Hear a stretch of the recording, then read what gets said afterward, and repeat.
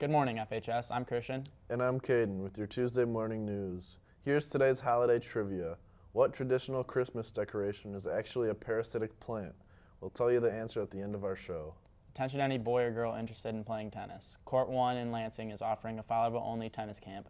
Please see Coach Jonas in room D103 for information. It starts Sunday, December 16th.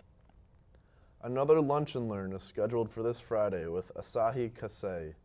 They will be talking about different jobs, including engineering, manufacturing, accounting, information, technology, and many more. They will be in the Media Center during all 3 lunches this Friday. Grab your lunch and come to the Media Center for information. And have any questions about those fields prepared, so they will be answered. Are you interested in drawing people better and making them look more real life? William High School offers a figure study class starting in January.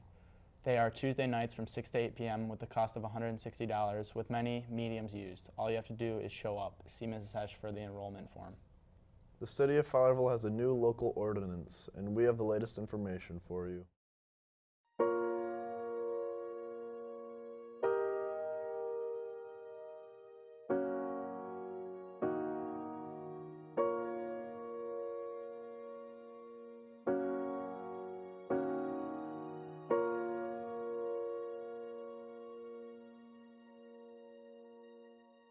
What information can you tell us about the new ordinance? Ordinance 466 says that a minor shall not purchase or attempt to purchase any tobacco product, alternative nicotine product, or vapor product. What issues have you seen in the school regarding vaping? Well, last year especially, we had a tremendous spike in the number of students who were using. This year, I think our numbers are down. It's still happening from time to time, I know that too, but we're hoping that some of our changes to our disciplinary policy, as well as the support from Fowlerville Council, help students make healthier choices as a result. Just a lot of vaping going on, and kids do not know what's actually in that stuff that they're vaping. There could be anything from, drugs to chemicals that are not sure what are going into their bodies. The hospital said there's been a 400% increase in deflated lungs from the vape juice and the water getting into their lungs. Well, since the new policy and the handbook changed to 10 days, we don't see a lot of vaping as we saw last year. And with the new city ordinance that just came out, chances are we're not going to see much of it in public anymore. What are the consequences if you were to be caught vaping? It's now a Group 3, which does mean it is a 10-day suspension. If you do it a second time, it does mean you would go to the board for possibly long-term disciplinary action. $50 ticket, $500 fine, 16 hours of community service, and your second offense can lead to being a misdemeanor offense, which will go to court. What side effects do you get with vaping? A lot of the studies that have been published in the last couple of years are showing similar side effects to tobacco use. And what advice do you give to students who are still vaping? Quit now.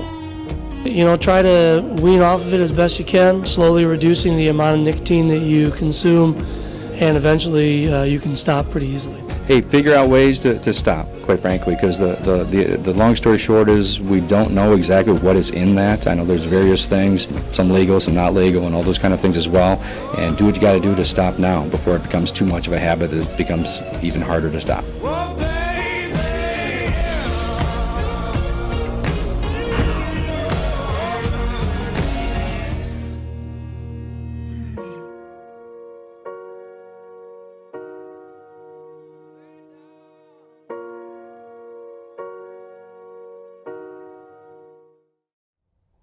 If you are under 18, don't get caught vaping. It could result in a big fine.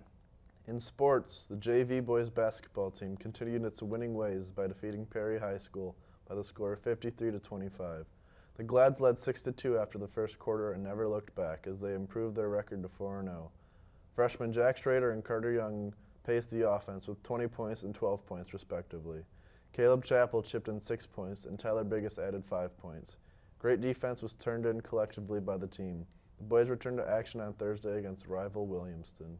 The freshman boys basketball team won their home contest versus the Perry Ramblers 46-36 Monday evening.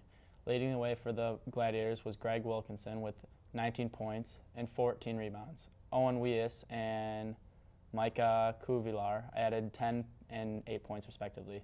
Trevor Cockerill contributed a three-pointer early, and Philip Nogafsky, Tyler Paris, and Landon Brockway completed the scoring with 2 points apiece. The freshman Glad's next contest is Thursday, December 13th versus the Williamston Hornets at 5:30 in the FHS Gymnasium.